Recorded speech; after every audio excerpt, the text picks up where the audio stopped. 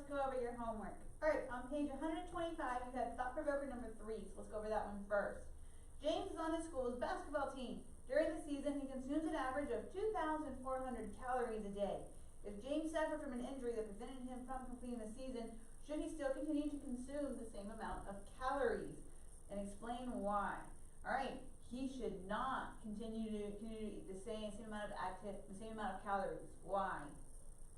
Because he's less active. Because remember, the calories is the amount is a unit for food energy. He's been eating a lot because he was on the basketball team. Since he can't play anymore, he shouldn't eat that much because it could cause health problems. Alright, you also had on page 128, 1 through 3. How much moderate or vigorous physical activity should you perform each day? You should perform at least an hour. So I know it's harder at home, but that doesn't mean you should just go out and just exercise. It means you should be doing something physical. It could be helping out with chores around the house. It could be walking the dog. It could be doing something like that. But it's the idea of you want to do some exercise for it. So that's what you how much moderate or vigorous physical activity should you perform each day? At least an hour. You want to get out and still be doing stuff, even though you're home watching your videos. Alright, number 2. Which type of physical activity increases your heart rate? That is aerobic. So there's 2 different types it talks about, aerobic and anaerobic. Aerobic is the one that increases your heart rate. Alright, number 3. How long should you maintain your training heart rate during vigorous aerobic activity? At least 10 minutes. So I hope you found that. Alright, you can go ahead and put your homework away, then get out a piece of paper to write up your classwork. Alright, your classwork, I want you to write the bold terms and definitions from page 121. Now you'll notice that this one doesn't have a lot of bold terms on it. So 121 though. 2, I know this was over your reading last night, 126, but there's not a lot of bold terms in that section. So you'll notice that you only really have 1. So you want to switch over and do some of the italicized phrases as well. So do as many as you can in about 3 times in about 5 to 10 minutes. So it helps you still study. Because there's not a lot of bold terms and definitions in these pages. If you look through them, you'll notice that there's only about 3, more like 2. And so because of that, you want to go through and be focusing on, okay, what are some of the italicized words that I need to be focusing on as well. So go ahead and be doing that and be reviewing so it helps you to learn the material faster as I teach it. It helps you to review so you're not spending so much time outside of class studying. So go ahead and do that. It'll take you about 5 to 10 minutes, and then go ahead and unpause the video and come back. Alright, so if you're still watching, that means that you've already done your classwork. Hopefully it didn't take you too long. I'm going to go back and ask some review questions from the previous day as well for it. So make sure that you're studying and that you're staying on top of it. Alright, thinking back over, whose responsibility is it to keep your body working correctly as you get older? Yours. Good job. Alright, so there are 2 types of carbohydrates. What are they? Sugars and starch. Good job. So what's the other name for a sugar? Because they're made up of these small molecules or small chains of glucose. Good. So simple carbohydrates, because there are only 1 or 2 linked sugar molecules. It could be glucose, fructose, lactose. What do you call the name for a starch? Because it's a long chain of sugar. Polysaccharide. Great. Alright, what is the polysaccharide that you can't digest but it cleans your insides? Fiber. Perfect. Alright, what is used to build and repair the body cells? Protein. And what are the building blocks of protein? Amino acids. Alright, there are 3 different types of fat molecules we talked about. What are they? Saturated fat, unsaturated fat, trans fat. Great. So fat is what type of molecule? Starts with an L. Lipid. Perfect. What is the other lipid we talked about to where your body needs it but in small amounts? Cholesterol. Perfect. What type of fat is a solid at room temperature? So remember, other 3 types of fat: saturated, unsaturated, or trans fat. Which one's a solid at room temperature? Saturated fat. Good job. Which one isn't really in food anymore because of all the health concerns? Trans fat. Which one is a liquid at room temperature? So it's an oil. Unsaturated fat. Perfect. So just make a note that you know those things about it. So remember, solid fat, this is like animal fat at room temperature, so like bacon or hamburger fat, that's a fat at room temperature. So just make sure sorry, that's a fat that is a solid at room temperature. Make a note of that. So saturated fat, unsaturated fats, these are the oils, so they're liquid at room temperature. Which one's better for you? Saturated fat, unsaturated fat, trans fat? Unsaturated fat. So remember, saturated fat, because your body has a hard time breaking it down, you don't want to eat a lot of it. Trans fat, your body has a really hard time. You don't want to eat it hardly at all. Well, unsaturated fat, that one is better for you because your body has an easier time breaking it down. Alright, so let's go over into the next section. Think about your vitamins. Remember, there's a lot of different vitamins, so are you studying them? Make sure you are, so don't just study them just in classwork. I know I didn't assign it today, but make sure that you are studying all your vitamins and minerals. Alright, so which one is good for your eyesight? Vitamin A. Which one is good for, it's worked together to change food into energy and helps out with your metabolism? Which group of vitamins is that? The B complex vitamin. Which one is known for helping out your immune system? And you get it from citrus fruit. Vitamin C. Which one is needed to absorb calcium? Vitamin D. What's the other nickname for it? Because you can get it from just going around outside with your physical activity. The sunshine vitamin. What disease can you get or condition can you get if you don't get enough vitamin D or your bones start to bend? Rickets. Let's see, what is the other vitamin that helps out with your immune system and protects your cells from damage? A little bit harder. Vitamin E. Which one helps out with blood clotting? Vitamin K. Perfect. So make sure that you know all of them. So vitamin A, C, the B complex vitamins, D, E, and K. So make note that those are the major vitamins you need to know. We also talked about 3 different minerals. Now remember, what's the difference between a vitamin and a mineral? A vitamin you get from living things, a mineral you get from non-living things. So you can find these in rocks or in the Earth's crust. Now, what is the one that helps your body, that helps your red blood cells to carry oxygen, helps up with that hemoglobin? That's iron. Which one is in your bones?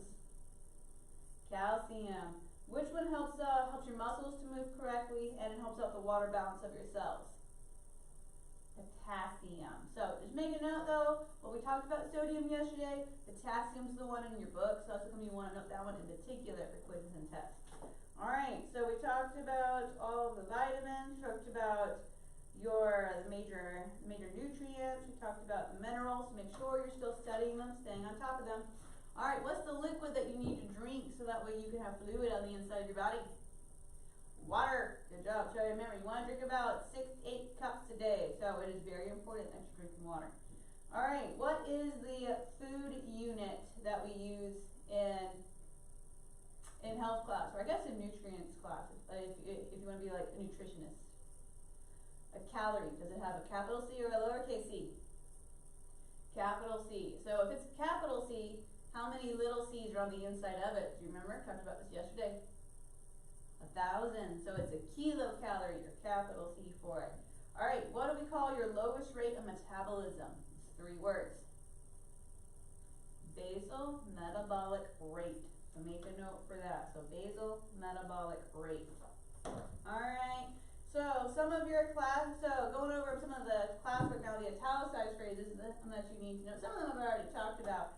So we talked about the 5 major food groups. What are they? Fruits, vegetables, grains, protein, and dairy. So make a note of those, like with the My Plate that I showed you yesterday. I'll go back to that slide in a second. Which group should make up over half your plate? What should you eat the most of? Fruits and vegetables. So fruits and vegetables. So make sure that you're eating enough of those. This should be half your diet. Now let's see. Do you have to eat fat on purpose in America? No. That's part of the reason why fat, even though you need it for energy, you don't have to go out and eat it on purpose. You're going to get enough of it in the United States. Now, let's see. Should you eat just sugary foods? Nope. Why? While they give you calories, they don't give you nutrients. That's how come you want to avoid extra sugar like soft drinks or just candy bars, even though they taste great. And I know they taste great. But you want to avoid them because you don't want to eat something that just gives you just calories and doesn't give you anything else that you need for it. Alright, some of the other classwork that we talked about, we're going to talk more about today. Should you eat more calories than you need to exercise? Nope, you want to eat a balanced amount. We'll talk more about that why, because that was one of your classwork, so I'm going over it. Alright, what do we call the lack of proper nutrition? Again, this is from your classwork. We'll talk more about this later. Malnutrition, good job finding it. Alright, let's see, should you engage in regular physical activity? Yes, probably even if you didn't find it in the classwork, you might have noticed it. Okay, yes, I know I should do that. Alright, what do we call the exercise that it's strenuous activity, but it doesn't keep your heart rate raised? That's kind of hard to say. Heart rate raised. What do we call that? Anaerobic or aerobic? This is from your classwork and your homework, technically. Anaerobic. What do we call it if it maintains that raised heart rate, so it helps out your lungs and your heart in particular? Aerobic or anaerobic? Well, if it's not anaerobic, then it's got to be aerobic. Alright, what do we call the heart rate and that you should maintain for 10 minutes to build up your heart and your lungs? It's not maximum heart rate. You might have found that one. Nope, training heart rate. So good job figuring it out. Alright, so again, last little bit of your classwork. What do you call the enlargement of your muscles? Hypertrophy. What do you call it whenever they shrink away because they're not being used? Atrophy. Perfect. Alright, so that's pretty much all of your classwork from it. So you might have found some extra terms and some extra italicized phrases. That's fine. We'll go over them more in detail in a minute. Alright, so we left off yesterday talking about your calories and talking about pretty much on page 121 and 122, talking about your snack box and what's in your snack box. So again, you can do this at home or we'll just use, I got a couple different labels yesterday. We'll just stick with just Doritos for today and then we'll move on from this section. So you probably like Doritos or you at least know what Doritos nacho cheese are. Now, you might think, oh, Miss Morris, I don't want to know what's all of the good or bad things in Doritos. I don't want to talk about it. But you should check though, because remember, you're putting this in your body and your body can't use everything on the inside of processed food. Some things it can use, but some things it can't. That's part of the reason why your mom might look at the labels, figure out what's on the inside of it. Is it good for you, and then do you need it? So remember, calories, I think this is probably large enough for you to see on your screen today. I found this label slightly larger, so this one might be easier for you. You might not can read everything, but you might can see, okay, I can see bits and pieces of it. So looking at the top, you'll notice that the serving size is only about 11 chips. So for this particular bag of Doritos, 11 chips is what they consider a serving size. So you probably think, oh, I eat way more than 11 chips whenever I'm eating Doritos.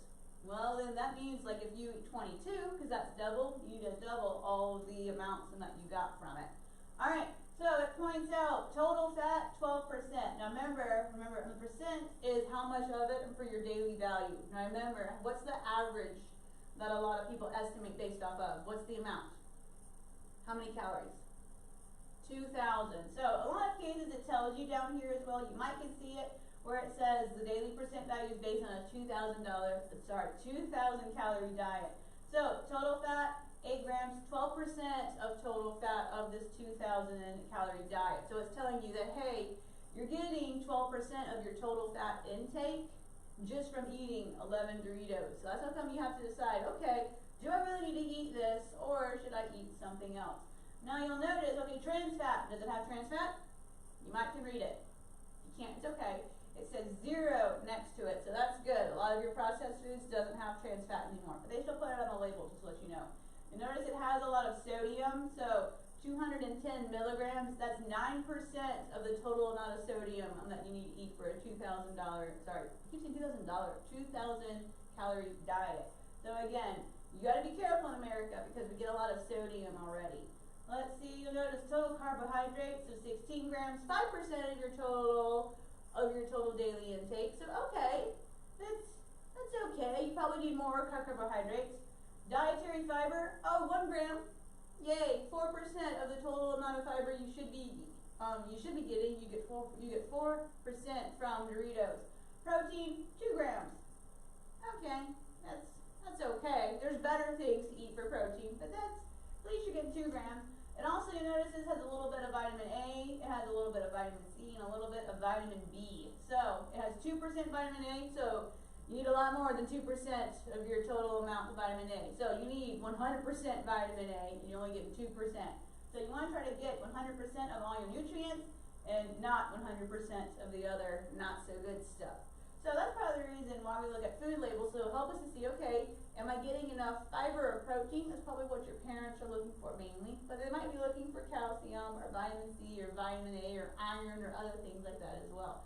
So as you're going throughout the day today, maybe check the labels to see, okay, what percent of my daily intake am I getting of this? Am I getting a lot of it in one amount? Like for the fat, 12%, that's a good chunk. I'm just for eating 11 Doritos. That's 12% of the total amount of fat you should be eating. And so because of that, you might think, I don't want to get too much fat, and this is kind of a lot. Maybe I should get a different snack later on today. So again, just to help you, just to be aware as you're thinking, as you're at home, what are some foods you should or should not eat, and how can you make healthier, better choices? Alright, so balancing your weight. We'll go ahead and get on to this. Alright, so your book talks about talks about brain on the next page. I'll come back to it. I put them out of order slightly. Alright, so balancing body weight. Now in America, a lot of people want to be super skinny. Okay, being super skinny is not necessarily a good thing. Some people are naturally skinny. Some people are naturally a little bit heavier, and that's okay. But just in America, because of our culture, people think it's best to be super skinny, but that's not always healthy. So let's go through and let's talk about it with balancing a body weight. So in order to maintain a healthy body weight throughout life, the calories you consume must equal the calories you use. You want it to be balanced. So you don't want to eat too many calories to where onto areas where you don't need them. You don't want to eat too little calories either. So that's what these scales are trying to help show. And they have a bunch of things on the scales besides just what your book talks about. They talk about exercising, your daily activities, resting and thinking about something, maybe reading a book or maybe playing a video game, because you're still using your mind. You might not be exercising, but you're still doing something mentally. So if you take in more energy and calories than you use to where you're eating more food than what your body needs, you're going to start to gain weight. Now again, it's okay to have a slightly heavier body mass than somebody else. You don't want to be comparing your body to somebody else's. But you want to know, okay, for my body, what's healthy for my body? Now in some cases, if you keep eating more and more food whenever you don't need it, your body doesn't know to get rid of it. So your body keeps storing it and storing it and storing it. And that's whenever you could have health problems later on, because your body has stored all that extra food because it thinks you might need it later. And now you might have health problems because you've stored too much. At the same time, if you don't eat enough food and you're using a lot of calories, you can become super skinny. And that becomes a problem too as well, because you're not getting all the nutrients that you need. So that's what the other side of the scale is showing you, that okay, if you're using more exercise, daily activities, or while you're resting, you're mentally engaging your mind, but you're not eating enough food, then your body will start to have health problems. It doesn't have that fuel that it needs. It's kind of like running a car, how you have to put gasoline in the car for it to run, or your parents have to put gasoline in the car for it to run. If you don't give it gas, what's going to happen?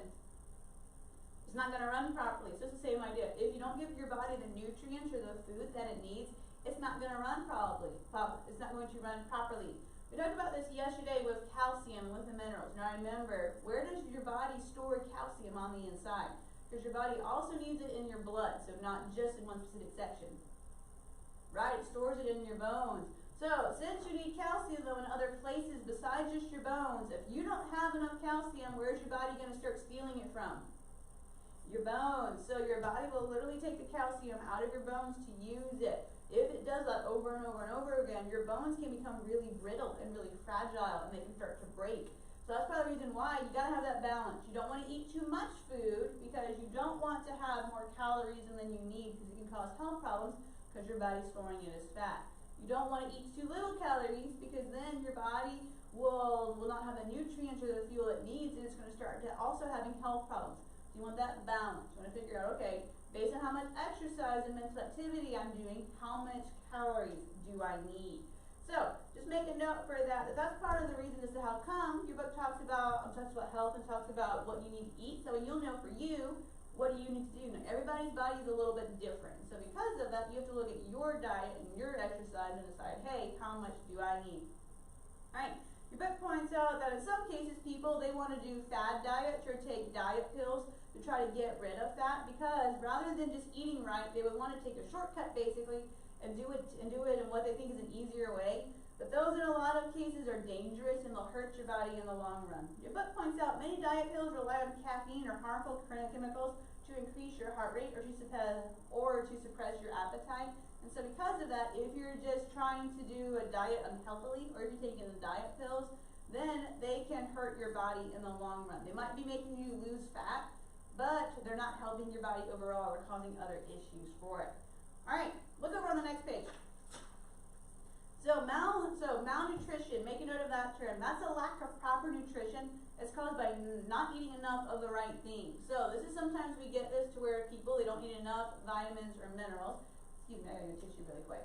But that's part of the reason as to how come your parents might give you a vitamin to take in the morning, because they want to make sure that you're getting all of your proper nutrients. They want to make sure that you get everything that you need.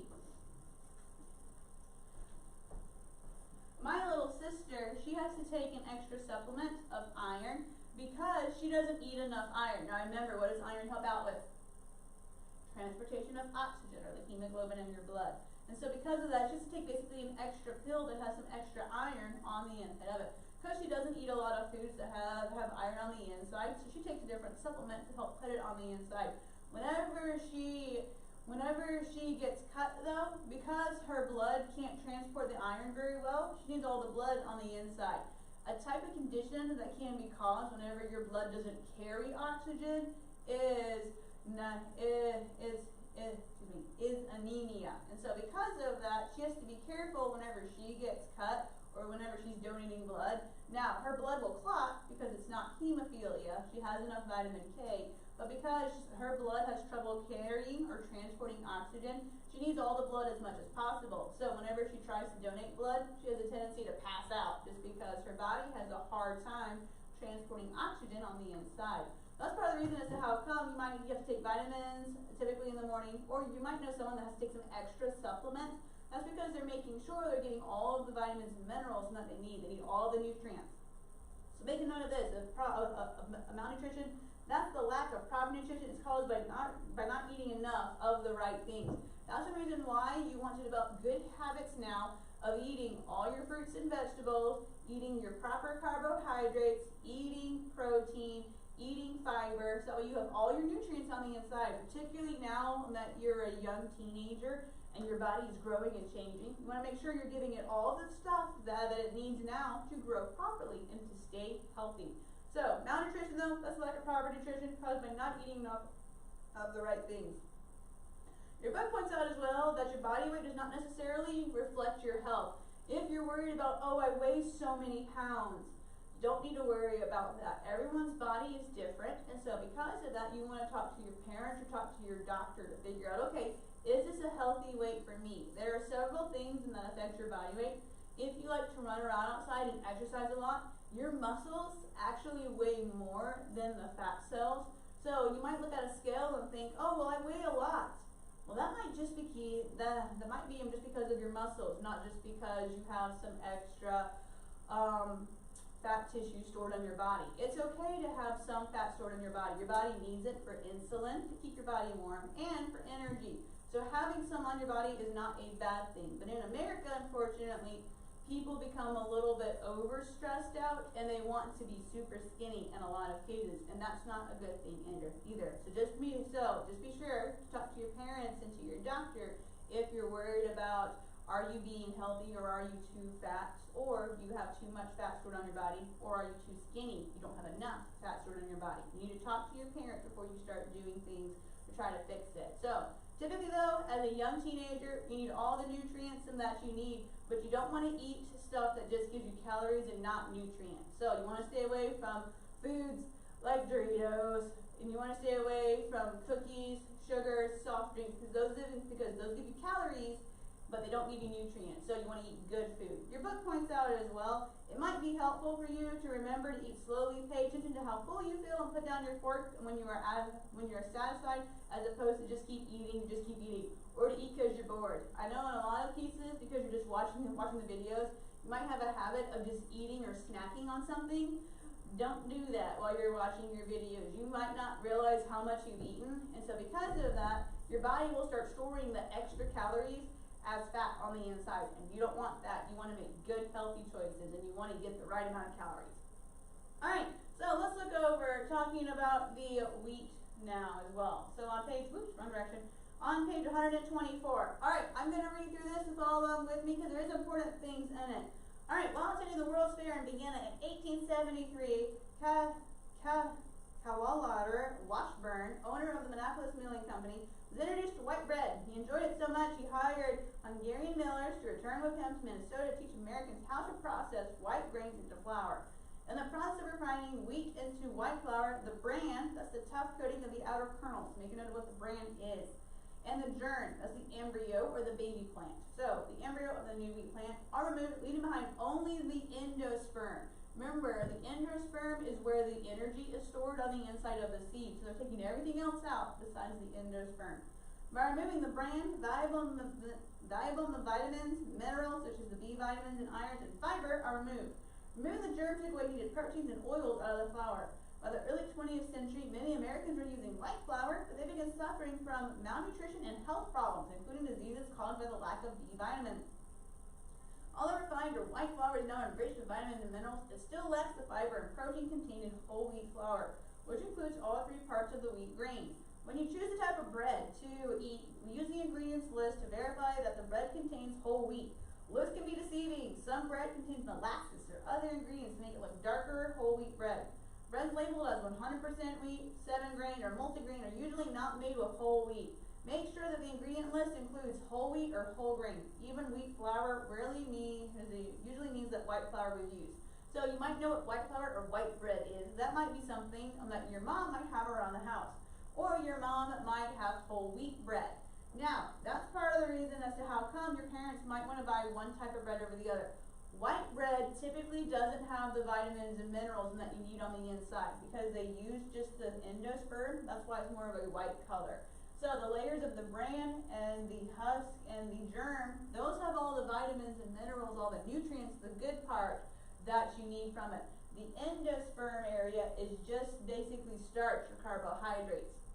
Now, you are getting carbohydrates from it, but you're missing a lot of your vitamins and minerals and your fiber that you need. That's how come your book's pointing out it's okay to eat white bread, but you're not getting all the good things that you get from whole wheat bread. So that's probably the reason why your book's pointing out you want to eat whole wheat bread, not just white bread. I know a lot of people like the taste of white bread.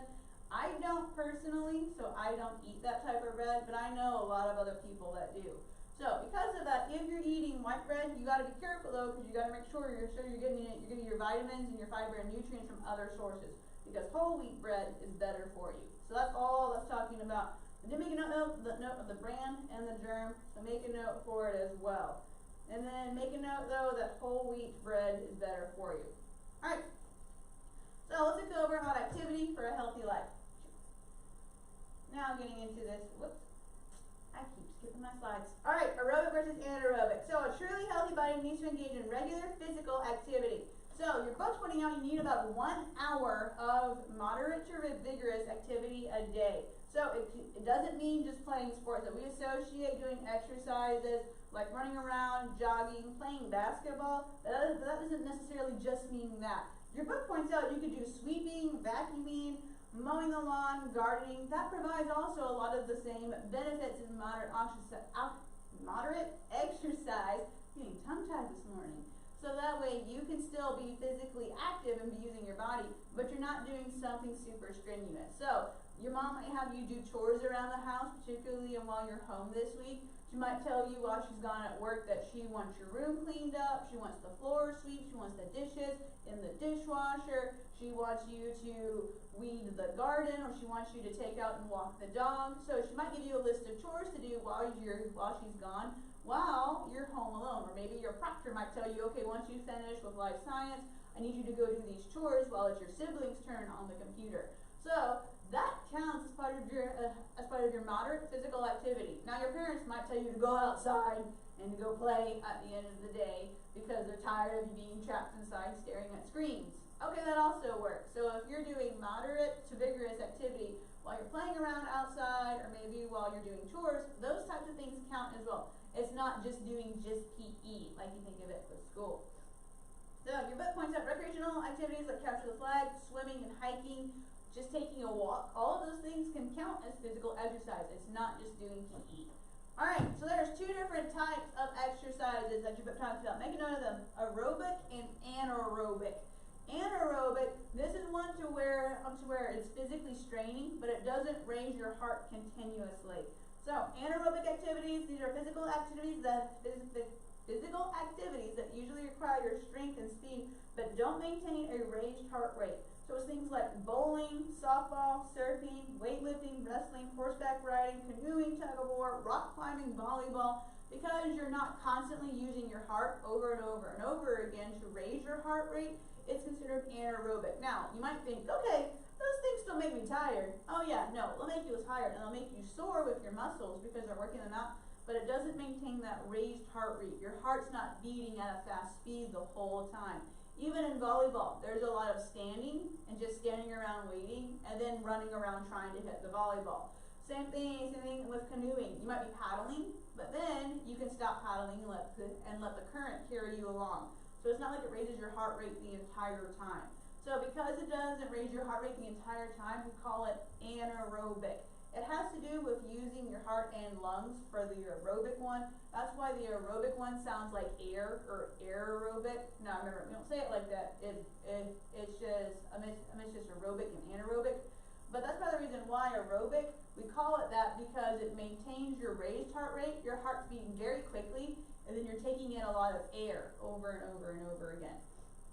So make note of that. Aerobic activities are physical activities that increase your heart and breathing rate. So this will make you sound winded after a few minutes because you're taking in so much air from it. And so these include jogging, brisk walking, yard work, jumping rope, swimming, cycling, rowing. So there's a lot of things to where if you're running around or moving to where your heart rate stays at that raised heart rate and then you start gasping for air, that's the idea of an aerobic exercise. You're having to use more oxygen for your heart and for your lungs. So that's aerobic exercise. Your book points out you should try to perform vigorous aerobic exercise at least 3 times a week. That's how come PE class here meets, I believe, 3 times a week this semester. And that's the reason why, is because it's trying to help you build up your aerobic exercises, to help build up your heart and lungs. You might know someone that had asthma or that has asthma now.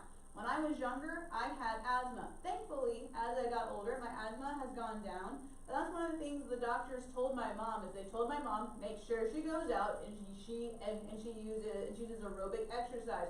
You need to make her lungs stronger because her lungs have a little bit of problems with asthma. The best solution is to make her lungs work harder and to make them stronger. And that's what I did when I was younger. I would have to go out and exercise a lot. My mom would make me go outside on purpose and tell me, build up your heart rate, do something physical, so that way it makes your lungs stronger. And that's one of the reasons why I don't have nearly as much trouble with asthma anymore, because I built up my lungs when I was younger.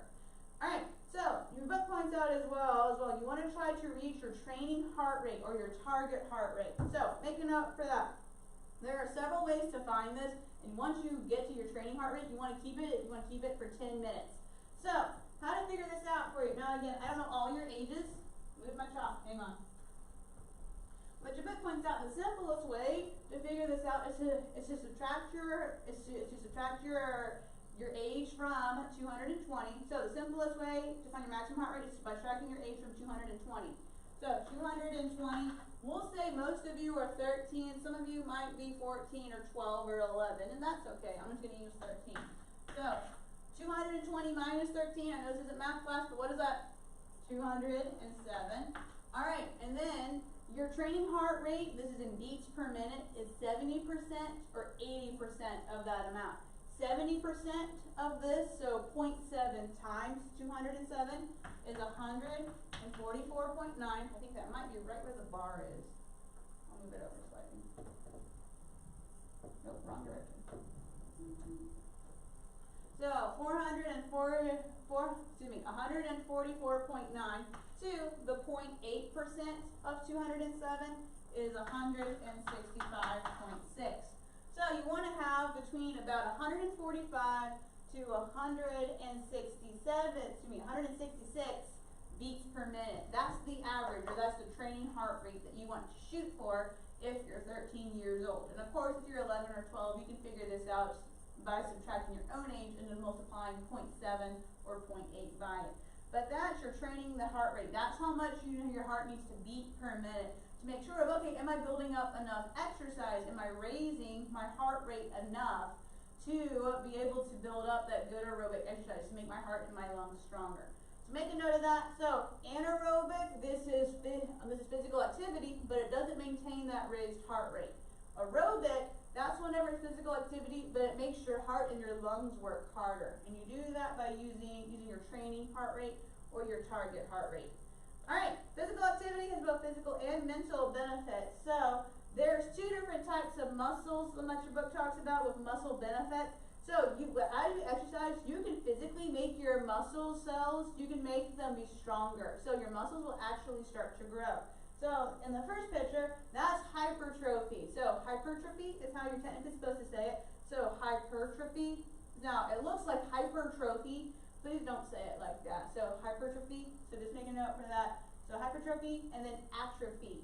So atrophy, that's whenever your muscles, because you're not using them, they get smaller and smaller. I know it looks like atrophy. So atrophy is how we say it though. So just be careful with pronunciation whenever you're talking about it. So as you work out and exercise, your muscles will physically get larger. So that's hypertrophy. Now atrophy, that's whenever your muscles, if you don't use them, you start to lose them, or they start to shrink and go away. That's why my muscles aren't very big in my arms, because I don't use my arms that much. I need to go out and exercise more. So hypertrophy is how you're technically supposed to say it. Whoops, drop on the spell. And then atrophy. Make a note for those two terms for it. Physical activity also helps your mind as well. So it aids mental and emotional health by stimulating the mind, increasing reasoning ability, and improving self-confidence. If you work out a lot, it gives you confidence in your body and what your body can do. So it can help you out emotionally and mentally as well for it. But you want to be careful. You never want to force your muscles and overstrain them. So make a note of that italicized sentence. Never force your muscles beyond what they are able to do. You don't want to overstrain them. Even though you might think, yes, I want big muscles. You don't want to overstrain them and hurt your body, because remember, your body has to build up to that. You're not going to instantly get it. So it's going to take time to build up those muscles and make them larger, because your muscles will physically get larger to the point you can't do it too much all at once. Alright, so your book talks about a total workout on how to get the most from exercise from it. So one of the first things you want to do is you want to warm up. Mr. Nadaski with your PE classes will make you warm up first typically, and that's the reason why for it. When we get into exercise, warm up and stretch for about 5 to 7 minutes to avoid overstraining your muscles. Now, your book talks about several different exercises you can do. You can do these at home. So, if you want to pause the video and go ahead and do them, you can. I can't do a lot of them in the school setting, but since you're at home, you might can do them a lot more. One of the best ones, or one of the ones your book talks about specifically, are arm circles. That's the ones whenever you stick your arms straight out your sides. I'm going to slide the camera over. So that's whenever you stick your arms straight outside, and then you spin them in 5 small circles, 5 medium circles, and then 5 large circles. So it's building up the strength in your arms and in your shoulder areas.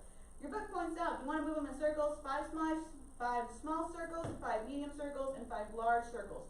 You want to do it twice. Go like the whole set. So 5 small circles, 5 medium circles, 5 large circles. And then you want to go back the other direction as well. So that way you're building up your muscles and your coordination at the same time.